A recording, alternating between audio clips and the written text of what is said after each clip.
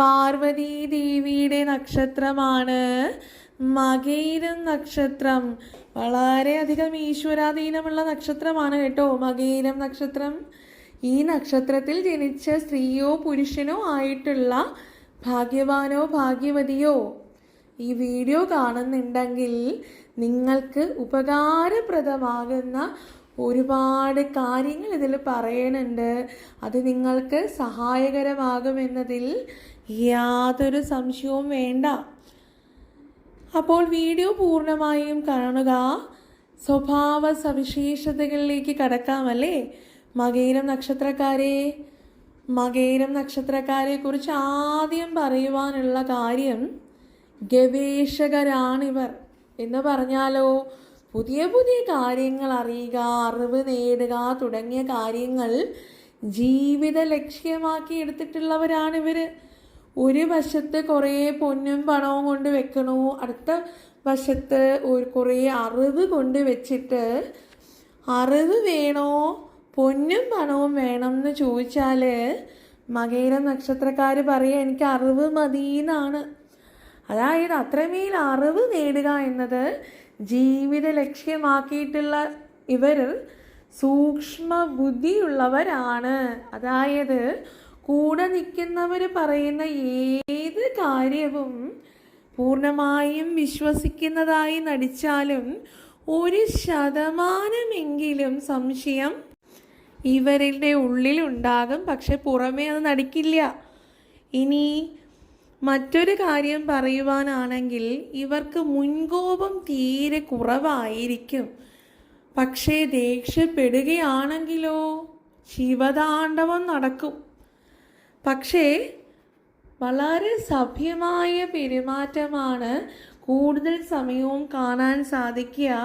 മാത്രവുമല്ല മറ്റുള്ളവരുമായിട്ടുള്ള തർക്കങ്ങൾക്കോ വാക്പോരുകൾക്കോ ഒന്നും തന്നെ ഇവർ വഴി വെക്കാറില്ല. അങ്ങനെ ഉണ്ടാകുകയാണെങ്കിൽ അവിടെ നിന്ന് ഒഴിഞ്ഞു മാറിപ്പോവുക. അതാണ് മകയിരം നക്ഷത്രക്കാരുടെ ഒരു പൊതുവായ സ്വഭാവം പറയുന്നത്. ഇനി മകയിരം നക്ഷത്രക്കാരെ കുറിച്ച് കൂടുതലായി പറഞ്ഞാൽ കലാകായിക മേഖലകളിൽ വളരെ തൽപരരായിട്ടുള്ള ഇവർ പാട്ട് പാടുക, അതായത് ഗാനാലാപനം, ഗാനരചന തുടങ്ങിയ മേഖലകളിൽ വളരെയധികം താല്പര്യം പ്രകടിപ്പിക്കുന്നവരായിരിക്കും. മാത്രമല്ല സാഹിത്യ അഭിരുചി, സാഹിത്യ രചനകളോടുള്ള അമിതമായ താല്പര്യമൊക്കെ മകയിരം നക്ഷത്രക്കാർക്കുണ്ടാകും. ആ മേഖലയിൽ നിങ്ങൾക്ക് വളരെയധികം ശോഭിക്കാനും സാധിക്കും. ആരെ സ്നേഹിക്കുകയാണെങ്കിലും ആത്മാർത്ഥതയോടെ ആയിരിക്കും ഇവർ സ്നേഹിക്കുക. വെറുതെ കപട സ്നേഹമൊന്നും ഇവരുടെ കാര്യത്തിൽ ഉണ്ടാകില്ല എന്നർത്ഥം. ഇനി കാര്യസാമർഥ്യം ഉണ്ടാകും. വളരെ വിനയപൂർവമായ പെരുമാറ്റമായിരിക്കും. യാത്രകളോട് വളരെ താല്പര്യമുള്ളവരായിരിക്കും. മാതാവിനോട് അമിതമായ സ്നേഹവും മാതൃസ്ഥാനത്തുള്ളവരോടും അമിതമായ സ്നേഹം പ്രകടിപ്പിക്കുന്ന നക്ഷത്രക്കാരാണ് മകയിരം നക്ഷത്രക്കാർ. ഇനി മകയിരം നക്ഷത്രക്കാരെ കുറിച്ച് പറഞ്ഞാൽ എന്താണ് കൂടുതലായി പറയാനുള്ളത് എന്ന് പറഞ്ഞാൽ 2 പാദക്കാരായിട്ടാണ് മകയിരം നക്ഷത്രക്കാരെ നമുക്ക് പറയുവാനായി സാധിക്കുന്നത്. അപ്പോൾ ഈ വീഡിയോ കേൾക്കുന്നവർ ആരെങ്കിലും ഉണ്ടെങ്കിൽ ശ്രദ്ധിച്ചു കൊള്ളുക. നിങ്ങൾ മകയിരം നക്ഷത്രത്തിൽ ഇടവക്കൂറുകാരാകാം, അല്ലെങ്കിൽ മകയിരം നക്ഷത്രത്തിൻ്റെ മിഥുനക്കൂറുകാരും ആകാം. ചില പൊതുവായ സ്വഭാവ സവിശേഷതകൾ ഉണ്ട് എന്നതിലുപരി 2 കൂറുകാർക്കും വ്യത്യസ്തമായിട്ടുള്ള ധാരാളം സ്വഭാവ സവിശേഷതകൾ ഉണ്ട്. അത് മനസ്സിലാക്കി അതിന് പോലെ തന്നെ ധാരാളമായിട്ടുള്ള ദോഷങ്ങളും വ്യത്യസ്ത തലത്തിലുണ്ടാകും. ഇത് മനസ്സിലാക്കുക എന്നുള്ളത് പരമപ്രധാനമാണ്. അപ്പോൾ മകയിരം നക്ഷത്രത്തിൻ്റെ ഇടവക്കൂറുകാർ ആരൊക്കെയാണ്? ആരാണ്? മകയിരം നക്ഷത്രം 1, 2 പാദങ്ങളിൽ ജനിച്ചവരും, അതായത് ആദ്യത്തെ തുടക്കം നാള് തുടങ്ങുന്ന ആ നേരം 1-ാം പാദം, പിന്നീടുള്ള 2-ാം പാദത്തിലും ജനിച്ചവരാണ് നിങ്ങളെങ്കിൽ നിങ്ങൾ ഇടവക്കൂറുകാരാണ്. അപ്പോഴോ മകയിരം നക്ഷത്രത്തിൻ്റെ 3-4 പാദങ്ങളിൽ ജനിച്ചവരാണ് നിങ്ങളെങ്കിലോ നിങ്ങൾ മിഥുനക്കൂറുകാരാണ്. മനസ്സിലായി എന്ന് കരുതുന്നു. അപ്പോൾ ഇത് വെച്ചിട്ടാണ് ഇനി കാര്യങ്ങൾ പറയാൻ പോകുന്നത്. അപ്പോൾ മകയിരം നക്ഷത്രത്തിൻ്റെ ഇടവക്കൂറുകാരായിട്ടുള്ള 1-2 പാദങ്ങളിൽ ജനിച്ച ആളുകൾക്ക് മൂലം, പൂരാടം, ഉത്രാടത്തിൻ്റെ 1-ാം പാദമാണ്. മൂലം, പൂരാടം, ഉത്രാടം 1-ാം പാദം എന്നീ നക്ഷത്രങ്ങൾ പ്രതികൂല സ്ഥാനത്ത് നിൽക്കുന്നു. ആകയാൽ എന്താണ് ഈ നക്ഷത്രക്കാരുമായിട്ടുള്ള സാമ്പത്തിക ഇടപാടുകൾ, ബിസിനസ്, മറ്റ് കൊടുക്കൽ വാങ്ങലുകൾ, മംഗളകരമായിട്ടുള്ളൊരു ബന്ധം സ്ഥാപിക്കലൊന്നും പാടില്ല. അതത്ര നന്നാവില്ല, മറിച്ച് ദോഷങ്ങൾ പിൽക്കാലത്ത് ഉണ്ടാക്കുകയും ചെയ്യും. കൂടാതെയോ ഈ പറയുന്ന ദിവസങ്ങളിൽ നമ്മളാരുടെ ജീവിതത്തിൻ്റെ പ്രധാനപ്പെട്ട തീരുമാനങ്ങൾ എന്തെങ്കിലും എടുക്കുന്നു, അതായത് ഇപ്പോൾ വിവാഹമോ വീട് പാലുകാച്ചലോ തുടങ്ങിയ മംഗളകാര്യങ്ങളൊന്നും ഇടവക്കൂറുകാർ ഈ പറഞ്ഞ നക്ഷത്ര ദിവസങ്ങളിൽ ദയവായി ചെയ്യരുത്. ഇനി മകയിരം നക്ഷത്രത്തിൻ്റെ 3-4 പാദങ്ങളിൽ ജനിച്ചവർ, അതായത് മിഥുനക്കൂറുകാരെ കുറിച്ച് പറയുകയാണെങ്കിൽ നിങ്ങൾക്ക് ഉത്രാടത്തിൻ്റെ 2, 3, 4 പാദങ്ങളിൽ ജനിച്ചവരും തിരുവോണം, അവിട്ടം 1, 2 പാദങ്ങൾ, അതായത് ഉത്രാടത്തിൻ്റെ 2, 3, 4 പാദങ്ങളും തിരുവോണം പൂർണ്ണമായും തിരുവോണ നക്ഷത്രവും അവിട്ടത്തിൻ്റെ 1, 2 പാദങ്ങളിൽ ജനിച്ചവരും ആ നക്ഷത്രക്കാർ നിങ്ങൾക്ക് പ്രതികൂലമാണ്. അപ്പോഴോ ഈ നക്ഷത്രക്കാരുമായി ദയവായി മേൽ പറഞ്ഞതുപോലെ കൊടുക്കൽ വാങ്ങലുകളോ സാമ്പത്തിക ഇടപാടുകളോ ബിസിനസ്സോ മംഗളകരമായിട്ടൊരു ബന്ധം സ്ഥാപിക്കലോ വേണ്ട. അത് അനർത്ഥമാണ്. കൂടാതെയോ ഈ പറയുന്ന ദിനങ്ങളിൽ ജീവിതത്തിൻ്റെ പ്രധാനപ്പെട്ട തീരുമാനങ്ങൾ എടുക്കുകയോ മംഗളകരമായിട്ടുള്ള ഒരു ദിനം ആ സമയത്ത് കൊണ്ട് വയ്ക്കുകയോ വേണ്ട. അതായത് പാലുകാച്ചൽ പോലെയോ വിവാഹം പോലെയോ ഉള്ള കാര്യങ്ങളൊന്നും തന്നെ ഈ പറഞ്ഞ നക്ഷത്രത്തിൻ്റെ ദിനങ്ങളിൽ കൊണ്ട് വയ്ക്കരുത്. അതത്ര ശുഭകരമായി കൊള്ളണം എന്നില്ല. ഇനി ഈ പ്രതികൂല നക്ഷത്രങ്ങൾ പോലെ തന്നെ മകയിര നക്ഷത്രത്തിന് മറ്റൊരു കാര്യം കൂടിയുണ്ട്. വിവാഹബന്ധത്തിന് നല്ലതല്ല എന്നുള്ള മറ്റു ചില നക്ഷത്രങ്ങൾ കൂടി മകയിരം നക്ഷത്രത്തിനുണ്ട്. ഈ പറയുന്നതിലൊക്കെ വലിയ കാര്യങ്ങളുണ്ട്. ഇതൊക്കെ ജ്യോതിഷപ്രകാരം പറയുമ്പോൾ അത്രമേൽ പ്രാധാന്യമുണ്ട് എന്ന് കരുതുക. ഏതൊക്കെയാണ്? പുണർദം, ആയില്യം, പൂരം. ഈ പറയുന്ന നക്ഷത്രക്കാരുമായി മകയിരം നക്ഷത്രക്കാർക്ക് വിവാഹബന്ധം നന്നല്ല. ഇനി ആരെങ്കിലുമൊക്കെ അങ്ങനെ വിവാഹം കഴിച്ചിട്ടുണ്ടെങ്കിൽ വിഷമിക്കണ്ട, പരിഹാരങ്ങളൊക്കെ ഉണ്ട്. പക്ഷെ കഴിക്കാത്തവരാണെങ്കിൽ അത് അത്ര നന്നാവില്ല എന്നാണ് പറയുന്നത്. മാത്രവുമല്ല, മകയിരം നക്ഷത്രക്കാർക്ക് മകയിരം, ചിത്തിര, അവിട്ടം, അതായത് ഇടവക്കൂറുകാരായിക്കൊള്ളട്ടെ, നിങ്ങൾ മിഥുനക്കൂറുകാരായിക്കൊള്ളട്ടെ, നിങ്ങൾക്ക് പൊതുവായി മകയിരം, ചിത്തിര, അവിട്ടം ഈ നക്ഷത്രക്കാരുമായി ബിസിനസ്സോ മറ്റ് കൊടുക്കൽ വാങ്ങലുകളോ സാമ്പത്തിക ഇടപാടുകളോ പോലത്തെ എല്ലാ കാര്യങ്ങളും നല്ലതാണ്. പക്ഷേ വിവാഹം അവിടെയും പാടില്ല എന്നാണ് കാണിക്കുന്നത്. വിവാഹം ഒഴിച്ചുള്ള മറ്റ് കാര്യങ്ങളൊക്കെ മകയിരം, ചിത്തിര, അവിട്ടം എന്നീ നക്ഷത്രക്കാരുമായി നടത്താം. അപ്പോൾ വളരെയധികം പ്രതികൂലമായിട്ടുള്ള നക്ഷത്രങ്ങളുള്ള ഒരു ജന്മനക്ഷത്രമാണ് മകയിരം. ഇത് വളരെ ശ്രദ്ധിക്കണം കേട്ടോ. ഇനി മകയിരം നക്ഷത്രത്തിൻ്റെ ഇടവക്കൂറുകാർ, അതായത് മകയിരം നക്ഷത്രം 1-2 പാദങ്ങളിൽ ജനിച്ചവരുടെ ഫലം പറയുകയാണെങ്കിൽ നിങ്ങൾക്ക് ചൊവ്വയുടെ ഗുണം, അതായത് കുജൻ്റെ ഗുണം ജാതകത്തിൽ കാണാനായി സാധിക്കും. കൂടാതെ ശുക്രൻ്റെ ഒരു ഗുണസവിശേഷതകളും കൂടി നിങ്ങൾക്ക് ലഭിക്കുന്നതാണ്. അപ്പോൾ കുജനും ശുക്രൻ്റെയും വളരെയധികം ഭാഗ്യം നിങ്ങളിൽ ഉണ്ട്. ഇനി മിഥുനക്കൂറുകാരാണ്, അതായത് നിങ്ങൾ ബാക്കിയുള്ള 3-4 പാദങ്ങളിൽ ജനിച്ചവരാണെങ്കിലോ നിങ്ങൾക്ക് ബുധൻ്റേതായിട്ടുള്ള ഭാഗ്യത്തിൻ്റെ ഗുണങ്ങളും കൂടാതെയോ പിന്നെന്താണ്, നിങ്ങൾക്ക് വളരെയധികം ഐശ്വര്യം, അതായത് ബുധൻ അനുകൂലമാണെങ്കിൽ അവിടെ ഭാഗ്യങ്ങളും വന്നു ചേരുമെന്നാണ് പറയുവാനായിട്ട് സാധിക്കുന്നത്. ഇനി മകയിരം നക്ഷത്രക്കാരെ കുറിച്ച് പറഞ്ഞാൽ വളരെ ശുദ്ധ മനസ്സുള്ള ഈ നക്ഷത്രക്കാര് വലിയ അബദ്ധങ്ങളിൽ ചെന്ന് ചാടാറുമുണ്ട്. അത് അവരുടെ ശുദ്ധ മനസ്സുകൊണ്ട് പറ്റിപ്പോണതാണ്. അപ്പോൾ ഒരു കാര്യം ഇറങ്ങി പുറപ്പെടും മുൻപ് ഇരുവട്ടമെങ്കിലും ആലോചിക്കുന്നത് നന്നെന്ന് കരുതിക്കൊള്ളുക. ഇനി മകയിരം നക്ഷത്രത്തെക്കുറിച്ച് പറയുകയാണെങ്കിലോ നിങ്ങളുടെ ഉപാസനാമൂർത്തി, അതായത് നിങ്ങളെ ഭാഗ്യങ്ങൾ കൊണ്ട് ചുരിഞ്ഞനുഗ്രഹിക്കാനായി നിൽക്കുന്ന ഉപാസനാമൂർത്തി ആരാണ്? മഹാലക്ഷ്മി. അപ്പോൾ സാക്ഷാൽ മഹാലക്ഷ്മി എന്ന് പറയുന്ന ധനത്തിൻ്റെയും സമ്പത്തിൻ്റെയും സർവ്വവിധ ഐശ്വര്യങ്ങളുടെയും ദേവിയായിട്ടുള്ള മഹാലക്ഷ്മിയാണ് നിങ്ങളുടെ ഉപാസനാമൂർത്തി. ഈ മഹാലക്ഷ്മി ഉപാസനാമൂർത്തിയായിട്ടും എന്തുകൊണ്ടാണ് നിങ്ങൾക്കിപ്പോൾ ജീവിതത്തിൽ ഏതെങ്കിലും തരത്തിലുള്ള കഷ്ടതകളോ അരിഷ്ടതകളോ ഭാഗ്യക്കേടുകളോ ഒക്കെ വന്ന് ചേർന്നിട്ടുണ്ടെങ്കിൽ എന്തുകൊണ്ടാണ് അത്തരത്തിൽ അനുഭവിക്കുന്നത്?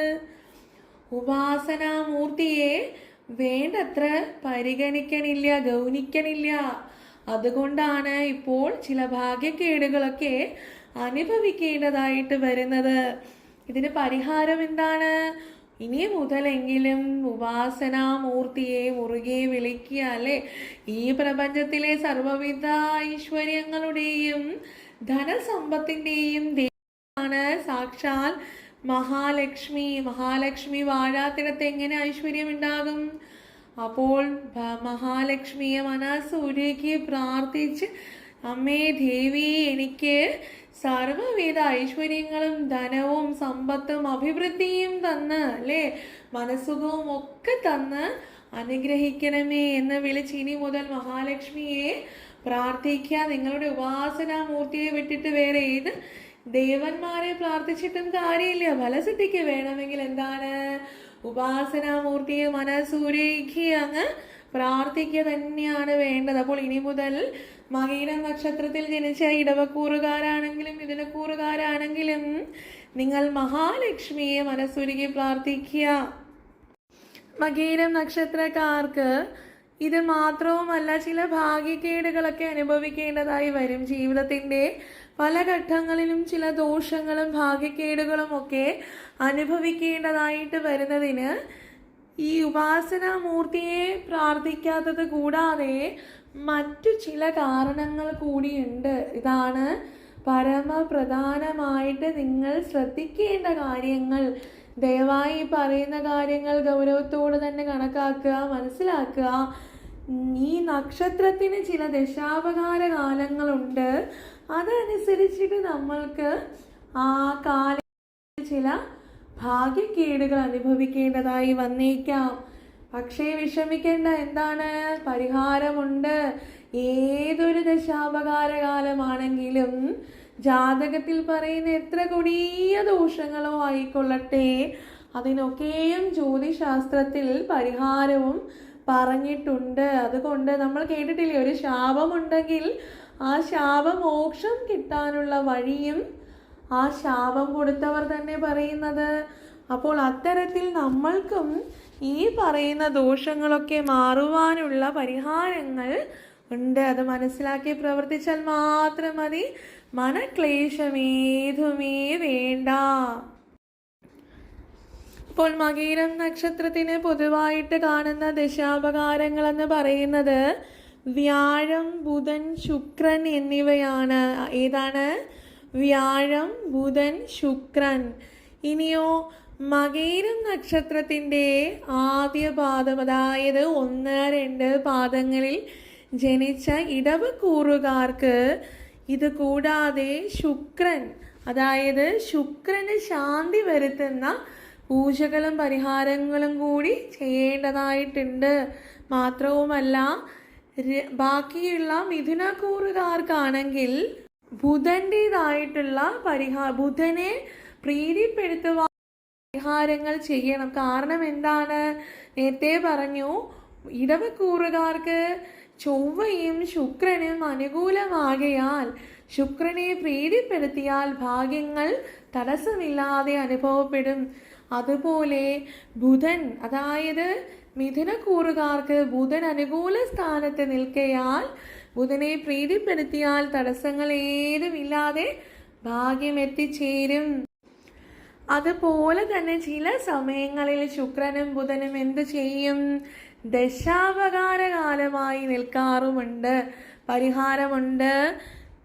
വളരെയധികം ശ്രദ്ധിച്ചു കൊള്ളുക.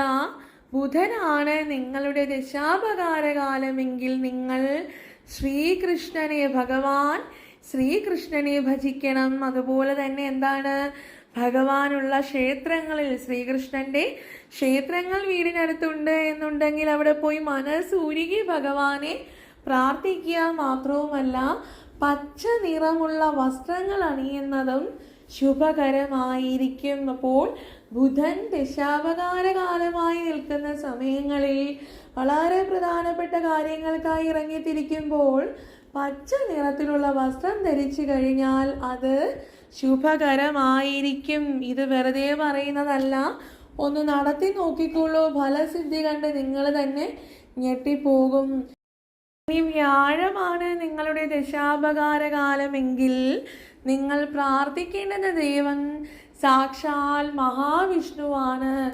ഭഗവാനെ മനസ്സുരുക്കി പ്രാർത്ഥിക്കുക. മാത്രവുമല്ല വീടിനടുത്ത് എവിടെയെങ്കിലും ഭഗവാന്റെ ക്ഷേത്രമുണ്ട് എന്നുണ്ടെങ്കിൽ തീർച്ചയായും അവിടെ പോയി ദർശനം നടത്തണം, പ്രാർത്ഥിക്കണം. മാത്രവുമല്ല എന്താണ്, ഇനി മഹാവിഷ്ണു ക്ഷേത്രം വീടിനടുത്തില്ല എന്നങ്ങനെ കരുതുക. ഭഗവാന്റെ ദശാവതാരങ്ങളിൽപ്പെട്ട ഏതെങ്കിലും ഒരു ക്ഷേത്രം ഉണ്ടെങ്കിലും അത് മതി, അവിടെ പോയി പ്രാർത്ഥിക്കുക, മനസ്സുരുകി അങ്ങ് പ്രാർത്ഥിക്കുക. മാത്രവുമല്ല ഭഗവാന് പോയി ക്ഷേത്രത്തിൽ പ്രാർത്ഥിക്കുന്ന സമയത്ത് അവിടെ ഒരു മഞ്ഞ പട്ടും കൂടി വാങ്ങിക്കൊണ്ട് പോയി കാഴ്ച വെക്കുന്നത് അത്യുത്തമമാണ്. ദോഷങ്ങൾ മാറിക്കിട്ടും. മാത്രവുമല്ല തടസ്സപ്പെട്ട് കിടന്നിരുന്ന പല കാര്യങ്ങളും നടപ്പിലാക്കുവാനും സാധിക്കും. സംശയമേതുമേ വേണ്ട. ഇനി ശുക്രനാണ് ദോഷമെങ്കിൽ, അതായത് ശുക്രൻ ദശാപകാരകാലമായി നിൽക്കുകയാണെങ്കിലോ ചെയ്യേണ്ടുന്നത് വെള്ളിയാഴ്ചകളിൽ നിങ്ങൾ വ്രതം അനുഷ്ഠിക്കുക. അതുപോലെ തന്നെ എന്താണ്, ലക്ഷ്മി ദേവി പറഞ്ഞുവല്ലോ, നിങ്ങളുടെ ഉപാസന മൂർത്തി തന്നെ മഹാലക്ഷ്മിയാണല്ലേ. അപ്പോൾ മഹാലക്ഷ്മിയെ പ്രാർത്ഥിക്കുക. പിന്നെയോ വെള്ളിയാഴ്ചകളിൽ വ്രതം അനുഷ്ഠിക്കണം. വളരെ ശുഭകരമായിരിക്കും, തീർച്ചയാണ്. പോരാതെ സുബ്രഹ്മണ്യ സ്വാമിയെ കൂടി പ്രാർത്ഥിച്ചു കൊള്ളുക. മാത്രവുമല്ല എന്താണ്, സുബ്രഹ്മണ്യ ക്ഷേത്ര ദർശനവും കൂടി നടത്താൻ ശ്രമിച്ചാൽ നന്ന്. കൂടാതെയോ ഭദ്രകാളിയെ കൂടി ഒന്ന് വിളിച്ചു കൊള്ളുക. മുറുകെ ഒന്ന് അമ്മയെ കൂടി ഒന്ന് മനസ്സുരുകി പ്രാർത്ഥിച്ച് ദേവീ ക്ഷേത്ര ദർശനവും കൂടി നടത്തിയാൽ അത്യുത്തമമാണ് കേട്ടോ. ഇനി വെള്ളിയാഴ്ച ദിവസങ്ങളിൽ വ്രതം എടുക്കുന്നതിന് കൂടൊപ്പം തന്നെ ശുക്രദോഷ സമയത്ത് ഏതെങ്കിലുമൊക്കെ ശുഭകരമായ കാര്യങ്ങൾ, വിവാഹം പോലെയുള്ള മംഗളകാര്യങ്ങൾക്കോ മറ്റ് പ്രധാനപ്പെട്ട വിശേഷ ദിവസങ്ങളിലോ ഒക്കെ വെള്ള നിറത്തിലുള്ള വസ്ത്രങ്ങളോ പിങ്ക് നിറത്തിലുള്ള വസ്ത്രങ്ങളോ ധരിക്കുന്നതും നിങ്ങൾക്ക് ശുഭകരമായിരിക്കും. തടസ്സങ്ങൾ മാറിക്കിട്ടും, ഭാഗ്യം വന്നു ചേരും. സംശയമേതുമേ വേണ്ട. അപ്പോൾ മകീരം നക്ഷത്രക്കാർക്ക് വ്യാഴം, ബുധൻ, ശുക്രൻ എന്നിവയുടെ ദശാപകാരങ്ങളുണ്ട്. പരിഹാരം പറഞ്ഞു. കൂടാതെ മകീരം 1, 2 പാദക്കാർക്ക്, അതായത് ഇടവക്കൂറുകാർക്ക് ശുക്രപ്രീതി വരുത്തേണ്ടതായിട്ടുണ്ട്. അതുപോലെ തന്നെ 3, 4 പാദക്കാരായിട്ടുള്ള മിഥുനക്കൂറുകാർക്ക് യും കൂടി നടത്തേണ്ടതുണ്ട്. ഇത്രയും നടത്തി ലക്ഷ്മി മഹാലക്ഷ്മിയെ സദാസമയവും വിളിച്ച് പ്രാർത്ഥിക്കുകയും കൂടി ചെയ്യുകയാണെങ്കിൽ നിങ്ങൾക്ക് ഈ പറയുന്നത് പോലെയുള്ള പാർവതി ദേവിയുടെ നക്ഷത്രമായിട്ടുണ്ടായിട്ടും എന്തുകൊണ്ട് ഞാൻ ഇത്തരം ദുരിതങ്ങൾ അനുഭവിക്കുന്നു ഭഗവാനെ എന്ന് ചിന്തിച്ചിനി വിഷമിക്കേണ്ടി വരില്ല. മറിച്ചോ ഈശ്വരാനുഗ്രഹം ധാരാളമായിട്ടുണ്ടാകും, ഭാഗ്യം ലഭിക്കും. കൂടാതെ മുടങ്ങിക്കിടപ്പുള്ള കാര്യങ്ങളെല്ലാം നടന്ന് കിട്ടും. ഇനി മകീരം നക്ഷത്രക്കാരുടെ ചില പ്രത്യേകതകൾ പറഞ്ഞാൽ, നിങ്ങൾ ദേവഗണമാണ്. മാത്രവുമല്ല, എന്താണ്, മൃഗം പാമ്പാണ്, വൃക്ഷം കരിങ്ങാലിയാണ്, പക്ഷി പുള്ളാണ്. ഇനി പൊതുവായിട്ട് നിങ്ങൾ ഇപ്പോൾ ദിശാപകാര കാലമൊന്നുമല്ല എങ്കിൽ പോലും ഒരു നല്ല കാര്യത്തിനിറങ്ങി പുറപ്പെടുമ്പോൾ ചുവപ്പ് നിറത്തിലുള്ള വസ്ത്രം ഒന്ന് ധരിച്ചിട്ടിറങ്ങി നോക്കിക്കേ. എല്ലാ തടസ്സങ്ങളും മാറി പോയ കാര്യം വിജയകരമായി നടപ്പിലാക്കി നിങ്ങൾ സന്തോഷത്തോടെ തിരികെ വരും. അപ്പോൾ ചുവപ്പാണ് ഭാഗ്യനിറം, മറക്കരുത്. ഇത്രയുമാണ് മകീരം നക്ഷത്രത്തെക്കുറിച്ച് പറയുവാനായിട്ടുള്ള പ്രധാന കാര്യങ്ങളൊക്കെ. പാർവതീ ദേവിയുടെ നക്ഷത്രമാണ്. അതുകൊണ്ട് തന്നെ എന്താണ്, ദേവീ കടാക്ഷവും ഭഗവാന്റെ അനുഗ്രഹവും ഒക്കെ വേണ്ടുവോളം കിട്ടിയിട്ടുള്ള നക്ഷത്രമാണ് മകീരം നക്ഷത്രം. അതുപോലെയുള്ള എല്ലാ ദോഷ പരിഹാരങ്ങളും ചെയ്ത് അതാത് സമയങ്ങൾ അതാത് മൂർത്തികളെ പ്രാർത്ഥിച്ചുകൊണ്ട് നിങ്ങൾ സന്തോഷത്തോടെ ഇരിക്കുക. നിങ്ങൾക്ക് എങ്ങനെ ഉണ്ടായിരുന്നു ഈ പറഞ്ഞ കാര്യങ്ങളൊക്കെ ചെയ്തിട്ട് ജീവിതത്തിൽ എത്തരത്തിലെങ്കിലും മാറ്റങ്ങൾ ലഭിച്ചിട്ടുണ്ട് എന്നുണ്ടെങ്കിൽ ദയവായി വന്ന് വീഡിയോയുടെ താഴെ ഒന്ന് കമൻറ്റ് ചെയ്യുക. മറ്റ് മകീര നക്ഷത്രക്കാർക്കും കൂടി അത് ഉപകാരപ്രദമായിരിക്കുമല്ലേ. അപ്പോൾ ഇത്രയുമാണ് മകീരം നക്ഷത്രക്കാരെ കുറിച്ച് പറയുവാനായിട്ടുള്ളത്. എല്ലാവരെയും ഭഗവാൻ അനുഗ്രഹിക്കട്ടെ, എല്ലാവർക്കും നന്മകൾ ഉണ്ടാകട്ടെ എന്ന് പ്രാർത്ഥിച്ചുകൊണ്ട് അടുത്ത വീഡിയോയിൽ അടുത്ത നക്ഷത്രവുമായി കാണാം. നന്ദി, നമസ്കാരം.